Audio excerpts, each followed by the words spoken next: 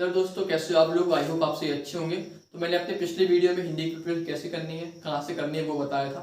तो आप लोगों ने बहुत कमेंट किए थे कि भैया फिजिक्स केमिस्ट्री कैसे तैयारी करें, उसकी वीडियो जल्द से जल्द लाइए।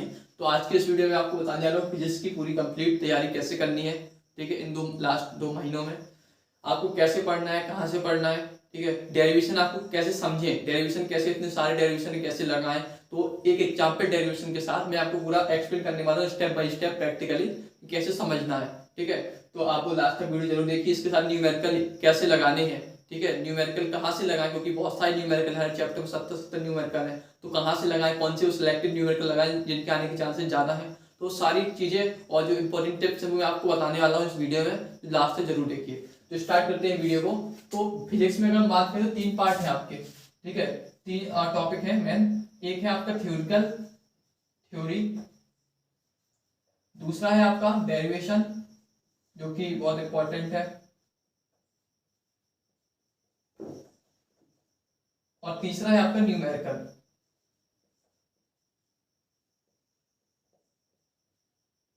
ठीक है, नॉर्मली हम लोगों को डेरिवेशन को समझने में प्रॉब्लम होती है, क्योंकि बहुत सारे डेरिवेशन होते हैं, बहुत लंबे लंबे 2-2 3-3 पेज की डेरिवेशन होती है, उनको समझने में प्रॉब्लम होती है। और न्यूमेरिकल बहुत ज्यादा होते हैं।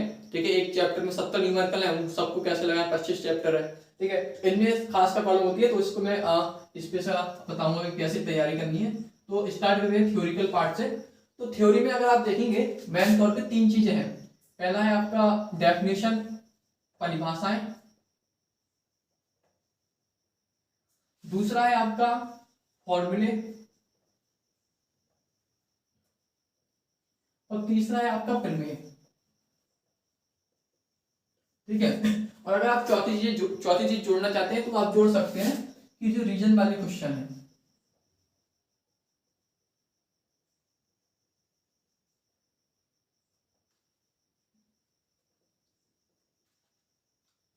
रीजन वाले क्वेश्चंस। ठीक है, जो जैसे ये क्यों होता है, इसका प्रेशर क्यों ज्यादा होता है, इस टाइप के क्वेश्चन। ठीक है, तो इसकी फोकस दूरी अनंत क्यों होती है, इस टाइप की। तो अगर मैं बात करूँ एक करके, तो सबसे अगर पहले मैं बात करूँ फॉर्मूले की, तो जो आप फॉर्मूले हैं वो आपको कैसे तैयार करने हैं।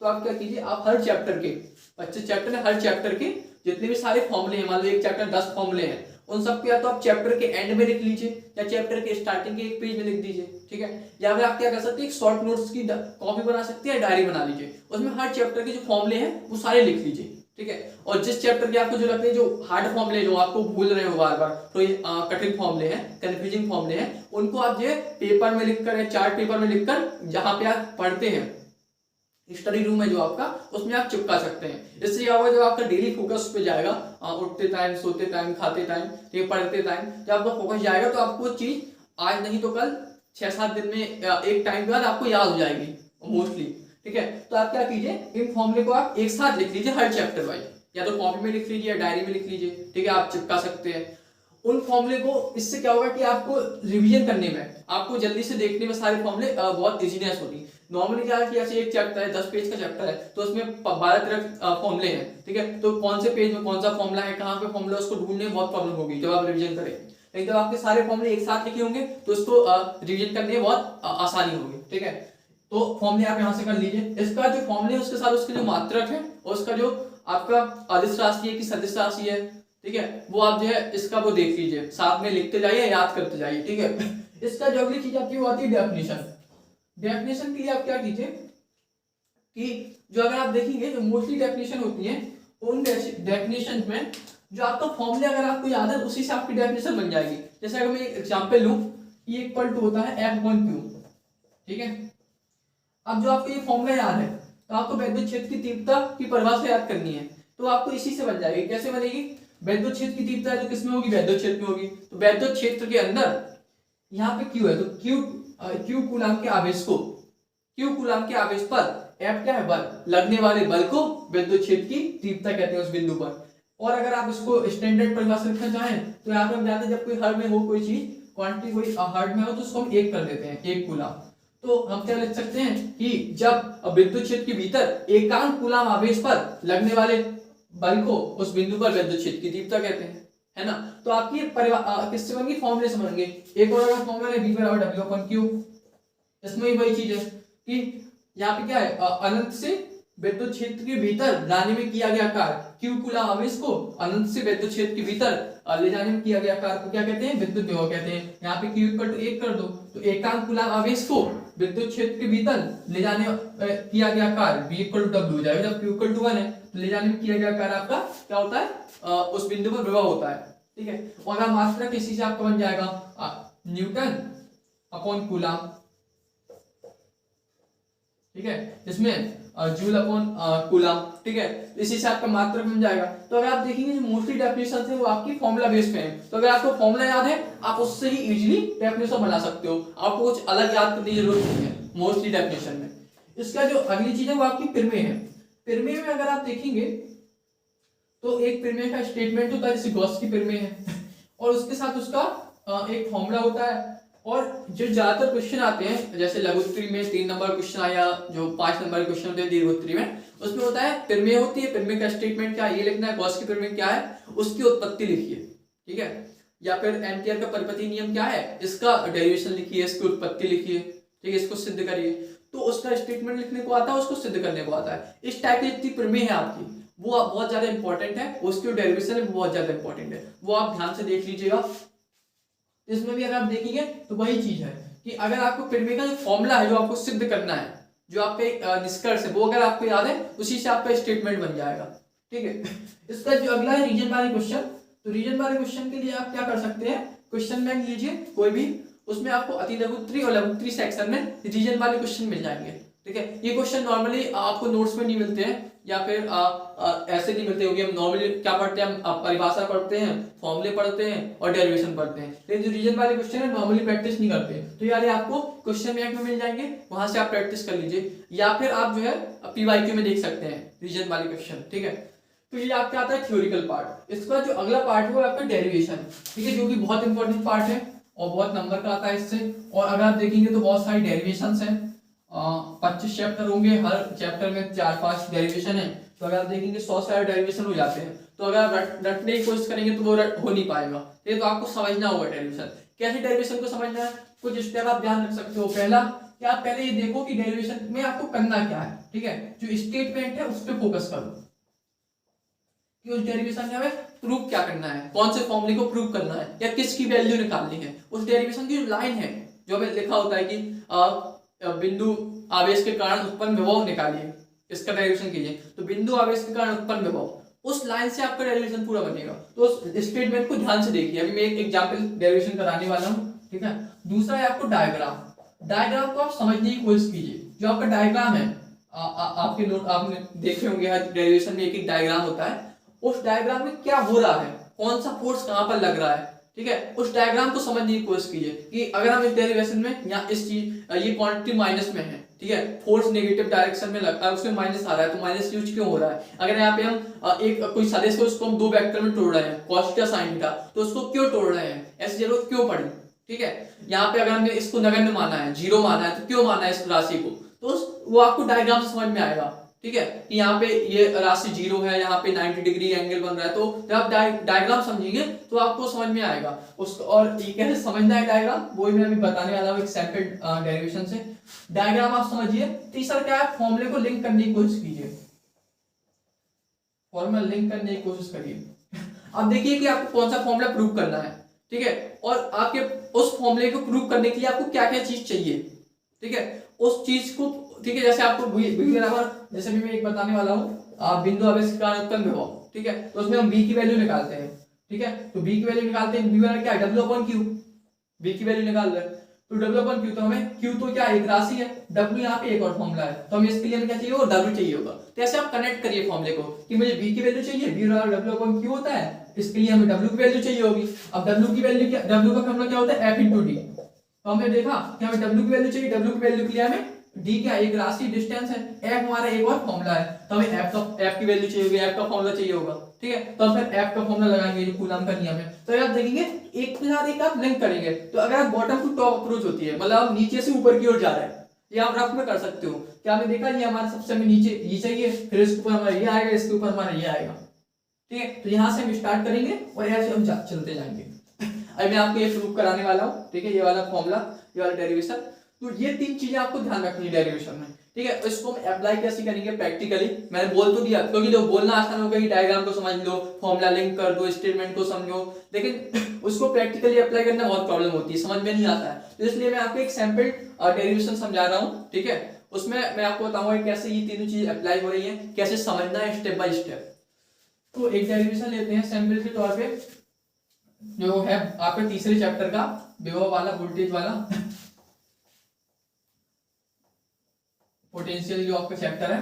तो विभव जो आपका एक डेरिवेशन है, बहुत इंपॉर्टेंट डेरिवेशन है और बहुत बार आया है, ठीक है। लेंथी भी है और थोड़ा सा हार्ड भी है। तो इसमें जो स्टेटमेंट है वो है आपका बिंदु आवेश के कारण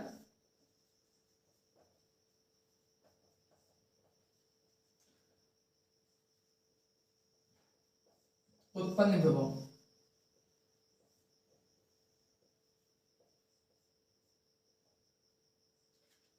ठीक है। तो हमारे पास ये लाइन है, ठीक है, इतनी लाइन है हमारे पास। इससे हम पूरा डेरिवेशन सॉल्व करेंगे, इससे हम डायग्राम बनाएंगे, फिर डायग्राम से हम पूरा डेरिवेशन करेंगे स्टेप बाय स्टेप। स्टार्ट करते हैं। क्या लिख रहा, क्या दे रहा है स्टेटमेंट, बिंदु आवेश के कारण। क्या हमारे क्या एक बिंदु आवेश होना चाहिए, तो हमने एक बिंदु आवेश ले लिया, ठीक है। इस पॉइंट को मान लिया O और इसको मान लो प्लस Q बिंदु आवेश है, प्लस Q कूलम का बिंदु आवेश स्थित है, ठीक है, बिंदु O पर। हमें इसके कारण उत्पन्न विभव निकालना है, ठीक है। तो हमने मान लिया कि इससे आपका r मीटर दूरी पर, ठीक है, r मीटर दूरी पर कोई एक बिंदु है आपका, मान लो P है, इस पे हमें इस प्लस Q कूलम के द्वारा उत्पन्न विभव निकालना है, ठीक है। विभव की परिभाषा क्या होती है आप पढ़िए, समझिए। एकांक कूलम, एकांक v बराबर क्या होता है W/Q, Q नॉट ले लो या Q ले लो। एकांक कूलम आवेश को या फिर परीक्षण जो आवेश है Q0 कूलम परीक्षण आवेश को अनंत से विद्युत क्षेत्र के भीतर एक बिंदु तक लाने में किया गया कार्य उस बिंदु पर उत्पन्न विभव कहते हैं, यही होता है ना। तो इसमें हम क्या कर रहे हैं, एक बिंदु ले लिया P जो इससे r डिस्टेंस पर है, हमें इस बिंदु P पर उत्पन्न विभव निकालना है, ठीक है। इस बिंदु P पर उत्पन्न विभव निकालना है किसके कारण, प्लस Q कूलम आवेश के कारण, ठीक है। तो हमारा अभी इस स्टेटमेंट है उससे हमारा इतना डायग्राम बन रहा है। अब हमें क्या निकालना है, विभव। तो हम विभव की परिभाषा देखेंगे। विभव की परिभाषा क्या है, अनंत से उस बिंदु तक लाने में किया गया कार्य, ठीक है। तो मान लिया अनंत कहाँ पे होगा, यहाँ पे बहुत कहीं दूर है, ये हमारा अनंत है। अनंत से हम एक कोई Q0 कूलम का हमारा जो परीक्षण आवेश है उसको ले जाएंगे और हम यहाँ पे यहाँ तक लाएंगे। इतने में लाने में जो हमारा कार्य किया है W, उसको हम कैलकुलेट करेंगे और उसमें फिर हम Q0 जो हमारा परीक्षण आवेश है Q नॉट उसका जो वैल्यू है उसको डिवाइड कर देंगे, हमारा V आ जाएगा, ठीक है। तो अब हमें यहाँ पे एक चीज और, जैसे हम परीक्षण आवेश में Q नॉट लेते हैं, Q नॉट क्यों लेते हैं, हम प्लस क्यों लेते हैं परीक्षण आवेश को, क्योंकि जो धन आवेश होता है उसका जो आकार होता है वो छोटा होता है कंपेयर टू ऋण आवेश के। तो हमें ये पता होना चाहिए कि हम परीक्षण आवेश लेते हैं, धन आवेश लेते हैं, धनात्मक लेते हैं, प्लस क्यों लेते हैं, तो प्लस क्यों लेते हैं, माइनस क्यों लेते हैं, क्योंकि उसका आकार छोटा होता है, ठीक है। तो अब हमें क्या चाहिए, बी के लिए W चाहिए, जैसे मैंने बताया था। हमें W, अब W का हमें पता होना चाहिए, W क्या होता है, F × D, D हमारा क्या है, डिस्टेंस है, और F क्या है हमारा, फोर्स है। तो अब अगर हम देखेंगे फोर्स हमें निकालना है, फोर्स की परिभाषा क्या होती है, कूलम। अब जो यहाँ पे एक आपका जो क्या है Q कूलम का आवेश है, एक आवेश यहाँ पे है और एक आवेश इसको हम ला रहे हैं, तो दो आवेश है, दो आवेश की इस कूलम का नियम लगेगा, ठीक है। तो वो उसके अनुसार क्या होगा, फोर्स 1/4πε0। अब अगर आपको यहाँ पे K रखना है, K रख दीजिए, बायो रखना है, बायो रख दीजिए। यहाँ पे मैं बायो ले रहा हूँ, Q नॉट, ठीक है, Q और Q नॉट जिन दो के बीच लग रहा है, तो यहाँ पे हमारी डिस्टेंस होगी, ठीक है। अब वो डिस्टेंस क्या है, अभी अगर आप देखेंगे तो इनफाइनाइट है, ठीक है। अब जो है अगर आप देखेंगे यहाँ पे इन दो के बीच फोर्स लग रहा है, और जो हमने अभी फोर्स का फॉर्मूला लिखा वो क्या है, डिस्टेंस के रिवर्स प्रोपोर्शनल है, व्युत्क्रमानुपाती है। तो यानी कि अगर डिस्टेंस ज्यादा होगी तो फोर्स क्या होगा, कम होगा, डिस्टेंस कम होगी तो फोर्स ज्यादा होगा, है ना, व्युत्क्रमानुपाती है। तो अभी हम जैसे यहाँ से इसको ला रहे हैं, तो अगर आप देखेंगे इसको हम लाएंगे तो हमारा फोर्स क्या होगा, हर मोमेंट चेंज होगा, क्योंकि यहाँ पे उसकी डिस्टेंस अनंत है, यहाँ पे उससे और कम होगी, यहाँ पे उससे और कम होगी, यहाँ पे उससे और कम होगी, यहाँ पे और कम होगी, है ना। तो डिस्टेंस क्या है, कम हो रही है, फोर्स हमारा क्या होगा, बढ़ता जाएगा, चेंज हो रहा है। तो जब भी फोर्स चेंज हो रहा है, जब भी कोई चीज चेंज होती है और हम यहाँ पे क्या करते हैं, हमें अब पूरे का निकालना है, ठीक है, जोड़ना है, तो हम समाकलन का यूज करते हैं, ठीक है। हम क्या करेंगे, समाकलन का यूज करते हैं। जब भी कोई चीज चेंज हो रही है, फोर्स क्या चेंज हो रहा है, तो हम यहाँ पे समाकलन का यूज करेंगे। अब समाकलन के यूज के लिए हम क्या करते हैं कि हम यहाँ पे एक छोटा सैंपल साइज लेते हैं और उसको हम, जो हमारी रेंज है, जो हमारी लिमिट है, उसको हम इंटीग्रेट कर देते हैं। तो हम यहाँ पे एक छोटा सैंपल साइज लेते हैं। मान लिया हमारा सैंपल साइज ये है a to b, ये हमारा बिंदु है मान लो a, ये हमारा बिंदु है b। इन दो के बीच हम मान लो बिंदु a से बिंदु b तक लाने में जो हमारा किया गया कार्य है वो हम निकाल देंगे और उसको हम इंटीग्रेट करेंगे इनफाइनाइट टू r, तो हमारा पूरा आ जाएगा। हमने यहाँ पे समाकलन का यूज क्यों किया, ये हमें समझ में आना चाहिए। क्योंकि यार फोर्स क्या है, चेंज हो रहा है। क्यों चेंज हो रहा है, क्योंकि यहाँ पे डिस्टेंस चेंज हो रही है, फोर्स चेंज हो रहा है, इसलिए हम समाकलन का यूज कर रहे हैं। क्यों, क्योंकि हम यहाँ पे क्या करेंगे, इतने इतने सैंपल साइज को हम जोड़ते जाएंगे तो हमारा पूरी डिस्टेंस निकल जाएगी, कवर हो जाएगी। ठीक है, तो इसलिए हम यहाँ पे समाकलन का यूज हो रहा है, क्योंकि फोर्स चेंज हो रहा है। तो हमें एक रीजन पता होना चाहिए डायग्राम में क्या हो रहा है, हम यहाँ पे इंटीग्रेशन का यूज क्यों कर रहे हैं। तो हम यहाँ पे क्या करेंगे, यहाँ पे हम पहले हम निकालेंगे यहाँ पे वर्ग, इतने के लिए वर्ग कितना है, a से b तक जाने में कार्य कितना है, तो f बराबर, अब इतनी डिस्टेंस को हम मान लेते हैं dx, क्योंकि अल्प दूरी है, एक सैंपल साइज, इसलिए हमने यहाँ पे d लगाया है, अल्प dx मान लिया। इसके लिए क्या हो जाएगा आपका, ये हो जाएगा, अच्छा यहाँ पे एक यहाँ पे जो नॉर्मल फोर्स लगेगा, अब प्लस क्यू के कारण, क्योंकि हमें यहाँ पे कूलम का नियम है ना, तो अभी हम मान लिया हमारा जो परीक्षण आवेश यहाँ पे है क्यू नॉट, इन दोनों के बीच हम देखेंगे O से A के बीच में कितना फोर्स लग रहा है, तो हमारा क्या होगा, इस डिस्टेंस को हम मान लेते हैं x, कुछ भी मान सकते हो, x मान लिया। तो ये हमारा फोर्स होगा, ठीक है, W बराबर F into D, ये हमारा फोर्स हो गया इन दोनों के बीच। अभी हम क्या कर रहे हैं, बिंदु A से बिंदु B तक ले जा रहे हैं, और हमारा बिंदु A पे तो हमने फोर्स निकाल दिया। ठीक है, हमें A से B तक हमें कार्य करना है, तो W बराबर क्या होता है, F into D, है ना।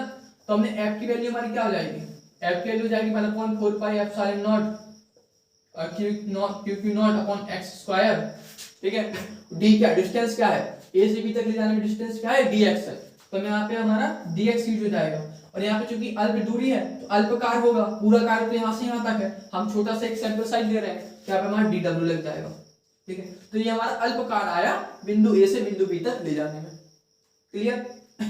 अब हमें इसको क्या करना है, हमें पूरा निकालना है, पूरा कार्य, इस सैंपल साइज को, इतने छोटे छोटे सैंपल साइज को जोड़ना है, इतना सैंपल साइज ऐसे ऐसे जोड़ना है। ठीक है, तो हम इस पे क्या करेंगे, इंटीग्रेशन यूज करेंगे। इंटीग्रेशन क्यों यूज करेंगे, क्योंकि यहाँ पे फोर्स जो है हमारा चेंज हो रहा है, यहाँ पे कम लग रहा है, यहाँ पे और ज्यादा लग रहा है, डिस्टेंस क्या हो रही, कम होती जा रही है, तो यहाँ पे हम इंटीग्रेशन यूज करेंगे। तो अब इंटीग्रेशन कहाँ से कहाँ तक, तो हम पहले हमारी क्या है, डिस्टेंस इनफाइनाइट है, इनफाइनाइट से हम कहाँ पहुंच रहे, r पहुंच रहे हैं, बिंदु O की सापेक्ष ले रहे हैं, इनफाइनाइट है पहले डिस्टेंस, फिर हमारी r है, तो यहाँ पे इनफाइनाइट से r ले लेंगे, हम बस इसको सॉल्व कर देंगे। इसमें q और q नॉट क्या है, आपके कांस्टेंट है, ये तो चेंज हो ही रहे, 4 पाई एप्सिलॉन नॉट क्या है, कांस्टेंट है। चेंज क्या हो रहा है, यहाँ से यहाँ तक आने में डिस्टेंस चेंज हो रही है, यहाँ पे डिस्टेंस कुछ और है, यहाँ पे और कम है, यहाँ पे और कम है, इसके कंपेयर, इसके सापेक्ष क्या है, हमारी डिस्टेंस चेंज हो रही है, तो dx अपॉन एक्स स्क्वायर। अब इसका हम इंटीग्रेशन कर देंगे, नॉर्मल जो हमारा फॉर्मूला होता है q नॉट। अच्छा एक चीज और जो मैं भूल गया, यहाँ पे अगर आप देखेंगे फोर्स हमारा लग रहा है इस साइड, इन दो के बीच है ना, फोर्स हमारा इस साइड लग रहा है, इस साइड, है ना, क्योंकि ये कूलम जो है प्लस को इस पे आप इस लगा, इस पे फोर्स लगा रहा है इस साइड, और जो हमारा, क्योंकि हमने अभी देखा था यहाँ यही प्लस है यही प्लस है, तो फोर्स हमारा क्या होगा, इस साइड होगा, प्रतिकर्षण होगा। और हमारा चूंकि ये हमारा क्या है, प्रबल आवेश है, ये हमारा बड़ा आवेश है, ये हमारा छोटा सा परीक्षण आवेश है, ये हमारा बड़ा आवेश है, तो इसलिए हमारा क्या होगा, प्रतिकर्षण होगा इस साइड, है ना।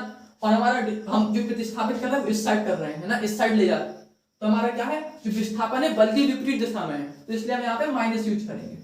ठीक है, ये छोटी छोटी चीजें हम यहाँ पे हमने माइनस यूज क्यों किया, क्योंकि यहाँ पे विस्थापन जो है बल की विपरीत दिशा में हो रहा है। नॉर्मली कार्य की परिभाषा क्या होती है, बल की दिशा में विस्थापन। ठीक है, तो यहाँ पे इसलिए हमने माइनस का यूज किया।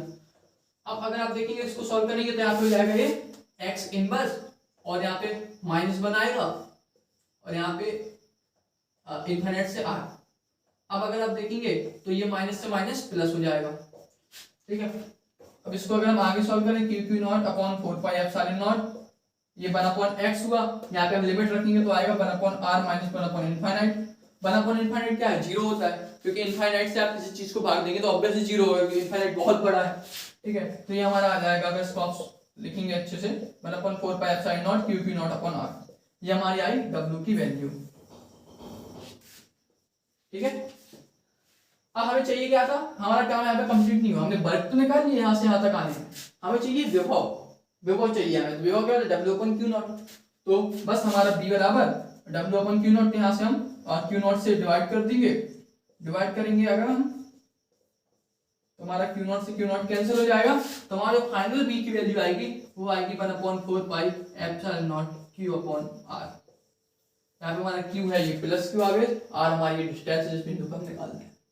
तो अगर आप देखेंगे ये, अगर आप देखेंगे 1.5 पेज लंबा है, तो इसमें हमने क्या किया, बेसिकली हमने इस पे हम निकालना है आवेश, और बेलौट परिभाषा क्या होती है, अनंत से हम किसी बिंदु को ले जाते हैं उस बिंदु तक किसी आवेश को, तो अनंत से उस बिंदु तक ला रहे हैं उस आवेश को, Q0 आवेश को। अब चूंकि यहाँ पे क्या है, हमें कैसे ये V की वैल्यू चाहिए, V के लिए क्या है W निकालना पड़ेगा। W क्या होता है, W F/D होता है।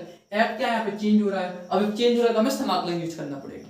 जब भी कोई चीज चेंज हो रही है तो वहां पे समाकलन यूज होता है, आप हर डेरिवेशन में देख सकते हो, आपको रटने की जरूरत नहीं है कि यहाँ पे समाकलन यूज हो रहा है कि नहीं हो रहा है। इस क्योंकि अगर आप रख लोगे यहाँ पे समाकलन यूज हो रहा है तो आपको कंफ्यूजन होगा पेपर में, आप हो सकता है भूल गए हो कि यहाँ पे समाकलन यूज होना है कि नहीं होना है, यहाँ पे करें क्या इसके बाद। जब आपको पता है कि यहाँ फोर्स चेंज हो रहा है तो समाकलन यूज होगा, तो रीजन आपको पता होना चाहिए। तो यहाँ पे आपको पता हो गया समाकलन यूज करना है, तो हमने एक सैंपल साइज ले लिया dx के लिए, तो उसको हमने इंटीग्रेट कर दिया, वहां से हमारा w आ गया, w के अंदर b आ गया। यहाँ पे एक ध्यान रखने वाली बात क्या है, माइनस यूज होगा क्योंकि यहाँ पे जो विस्थापन है वो विपरीत दिशा में है। तो अगर आपको समझ के आप किया क्या माइनस क्यों यूज हो रहा है, यहाँ पे इंटीग्रेशन यूज क्यों हो रहा है, हमने यहाँ पे यही फॉर्मूला क्यों यूज किया ऐसा डायग्राम में, तो अगर आप डायग्राम को समझोगे, फॉर्मूले को लिंक करोगे तो आपको इजीली समझ में आ जाएगा। तो एक सैंपल डेरिवेशन था, आई होप आपको समझ में आ गया होगा। ठीक है, इस ऐसे ही आप जो आपके बाकी डेरिवेशन उनको समझने की कोशिश कीजिए। कोई अगर डाउट हो तो आप कमेंट कर सकते हो। ठीक है, मैं ट्राई करूंगा कि जो आपके इंपॉर्टेंट डेरिवेशन है उनकी मैं लिस्ट बना के आपको वीडियो अपलोड कर दूंगा, प्लस जो इंपॉर्टेंट बहुत इंपॉर्टेंट डेरिवेशन जो आपको फिल्मी वगैरह बॉस की फिल्म में है और जो भी है उनको मैं आपको समझा भी दूं वीडियो अपलोड करके हर डेरिवेशन। ठीक है, जो भी इंपॉर्टेंट है तो वो ट्राई करूंगा, और जो इंपॉर्टेंट डेरिवेशन की लिस्ट जरूर मैं अपलोड कर दूंगा। ठीक है, इसके बाद जो है आपका अगला पोर्शन आता है न्यूमेरिकल। न्यूमेरिकल आपके काफी क्वेश्चन आते हैं काफी नंबर के। तो न्यूमेरिकल में अगर आप देखेंगे जो इंपॉर्टेंट है, जैसा मैथ के क्वेश्चन होते हैं वैसे न्यूमेरिकल है। इसमें आपको क्या करना है, सबसे पहले क्वेश्चन को अच्छे से पढ़ो, क्वेश्चन में क्या दिया है। ठीक है, क्वेश्चन में क्या क्या दिया है पहले वो आप लिस्ट कर लो। ठीक है, जो भी जैसे 2-3 चीजें आपको दी है, 1 नंबर 2, ठीक है, तो जो आपको जो भी क्वांटिटी दी है, Q की वैल्यू दी है, R की वैल्यू दी है, B की वैल्यू दी है, W की वैल्यू दी है, फाई की वैल्यू दी है, जो भी आपको वैल्यू दी है, ठीक है, वो आप नोट कर लीजिए। फिर आपको जो ज्ञात करना है, ठीक है, जो आपको ज्ञात करना है, जिसकी वैल्यू आपको फाइंड करनी है, V की वैल्यू फाइंड करनी है, W की वैल्यू फाइंड करनी है, वो आप यहाँ पे नोट कर लीजिए, मतलब लिख लीजिए। फिर आप यहाँ से आप स्टार्ट करिए हल करना। अब आपको क्या करना है, आप पहले क्वेश्चन को पढ़िए, आपको क्या क्या दिया है उसको नोट कर लीजिए, जो ज्ञात करना है वो नोट कर लीजिए। तो आपको जो ज्ञात करना है उसका आप फॉर्मूला याद कीजिए, ऐसा फॉर्मूला याद कीजिए उसमें आपकी ये चीजें आती है जो आपको दी है। हो सकता है आपको डायरेक्ट मिल जाए, जो 2 नंबर के क्वेश्चन आते हैं उसमें आपको सीधे फॉर्मूला रखना होता है। ठीक है, उसमें वैल्यू रखिए, सीधे आपका एक फॉर्मूले काम हो जाता है। जो थोड़ा हार्ड क्वेश्चन आते हैं 5 नंबर के 3 नंबर के, उसमें क्या होता है कि उसमें डायरेक्ट फॉर्मूला अप्लाई नहीं होता, उसमें आपको बीच में 2-3 फॉर्मूले लिंक करने पड़ते हैं। ठीक है, जैसे अगर मैं एग्जांपल दूं, जैसे मान लो आपको W की वैल्यू निकालनी पड़ेगी, तो W को ठीक है, और आपकी वैल्यू दी होगी, Q की वैल्यू दी होगी, R की वैल्यू दी होगी, Q0 की वैल्यू दी होगी। ठीक है, तो हमें पता है B बराबर क्या होता है, W/Q0, तो W बराबर क्या होगा, B × Q0, है ना। तो वह देखेंगे हमें बस Q0 की वैल्यू दी है, B की वैल्यू नहीं दी है डायरेक्ट, है ना, तो हमें B का कोई और फॉर्मूला यूज करना पड़ेगा जिसमें ये वैल्यू यूज होती हो। तो अगर आप अभी हमने देखा B का फॉर्मूला क्या था, 1/4 पाई एप्सिलॉन नॉट Q/R, ये होता है Q/R², नहीं सॉरी Q/R, ठीक है, ये होता है हमारा फॉर्मूला। तो यहाँ पे क्या है, हमारे Q और R की वैल्यू दोनों आपको मिल रही है, दी हुई है, ये तो कांस्टेंट है, तो आपको यहाँ से B की वैल्यू मिल जाएगी, यहाँ से W की वैल्यू मिल जाएगी। तो अगर देखिए यहाँ पे हमने एक और फॉर्मूले का हमें यूज करना पड़ा, हो सकता है एक और फॉर्मूले का यूज करना पड़ता। ठीक है, तो अगर वही चीज है कि अगर आपको जो है जैसे फॉर एग्जांपल यहाँ पे हमें Q की वैल्यू नहीं दी होती, हमें E और F की वैल्यू दी होती, तो हम E बराबर क्या होता है F/Q, ठीक है, F बराबर क्या होता है Q × E, तो Q की वैल्यू आप यहाँ से F और E से निकालते हैं, F और E की वैल्यू दी है, ऐसे आपको क्या करना है, कनेक्ट करना है फॉर्मूले। जब आपको फॉर्मूले को कनेक्ट करेंगे तो आपको न्यूमेरिकल इजीली बन जाएंगे।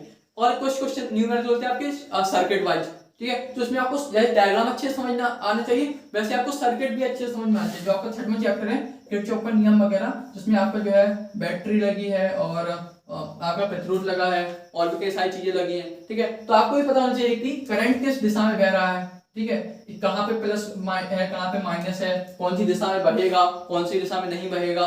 ठीक है, तो वो सब आपके किरचॉफ के नियम वगैरह है, तो आपको सर्किट को समझना, समझिए, ठीक है। अब न्यूमेरिकल आपको करने कहाँ से, क्योंकि बहुत सारे हैं, तो आप पहले अगर देखिए रिवीजन के लिए आप क्या करिए, अगर आपके पास टाइम है, आप बाकी सब्जेक्ट के साथ मैनेज कर सकते हो, तो आप बुक के क्वेश्चन लगाइए, ठीक है। बुक के क्वेश्चन आप बुक के सारे नहीं लगा पाओ तो एनसीईआरटी लगा लीजिए, उससे आपके मोस्टली आ जाते हैं। अगर आपके पास टाइम नहीं है, मान लो बाकी सब्जेक्ट भी आपके करने हैं, मैथ वगैरह करनी है, उतना टाइम नहीं है आपके पास, तो आप क्या करिए कि जो है, जो क्वेश्चन बैंक आप कोई भी ले लीजिए, क्वेश्चन बैंक के सारे क्वेश्चन बैंक जितने भी सारे आपके न्यूमेरिकल हैं, वो आप 2 से 3 बार आप रिवीजन कर लीजिए। हर क्वेश्चन बैंक में, हर चैप्टर में 10 न्यूमेरिकल आपको मिल जाएंगे, ठीक है। 10-12 न्यूमेरिकल मिल जाएंगे, उनका आप अच्छे से प्रैक्टिस कर लीजिए, ठीक है। इसका अगर आपको टाइम मिले, क्वेश्चन बैंक के बाद अगर आपको टाइम मिले, तो आप क्या कर सकते हो, जो भी इंपॉर्टेंट चैप्टर जैसे आपका प्रेरण है, विद्युत धारा, प्रेरण है, विद्युत धारा है, और आपका जो है प्रत्यावर्ती धारा है, लेंस है, नाभ की ऊर्जा, इससे एक क्वेश्चन हर बार आते ही आता है हर सेट में, तो वो वाले चैप्टर्स के आप बुक के क्वेश्चन लगा लीजिए, इंपॉर्टेंट। उसकी लिस्ट में जल्दी अपलोड कर दूंगा, ठीक है। तो यहाँ से आप न्यूमेरिकल कवर कर सकते हो, ठीक है। इसके अलावा न्यूमेरिकल की अगर आप चाहें तो आप कमेंट कर दीजिए, मैं अलग से डिटेल वीडियो बना दूंगा कुछ एग्जाम्पल्स के साथ, जिसमें डेरिवेशन बताया, ठीक है, क्योंकि इसमें भी इस वीडियो में ज्यादा टाइम हो रहा है। तो आई होप आपको समझ में आया होगा, मैं तीनों पोर्शन बताया, कोई भी अगर डाउट हो कमेंट कीजिए, ठीक है। और जिनकी इंपॉर्टेंट डेरिवेशन, इंपॉर्टेंट न्यूमेरिकल के चैप्टर्स, वो सारे मैं अपलोड कर दूंगा जल्द से जल्द। बाकी केमिस्ट्री, इंग्लिश, इनकी भी केस प्रिपरेशन करनी है, उनकी वीडियो अपलोड करूंगा, तो आप जुड़े रहिए। आप वीडियो पसंद आए तो लाइक कीजिए, कमेंट कीजिए, सब्सक्राइब कीजिए। Thank you very much.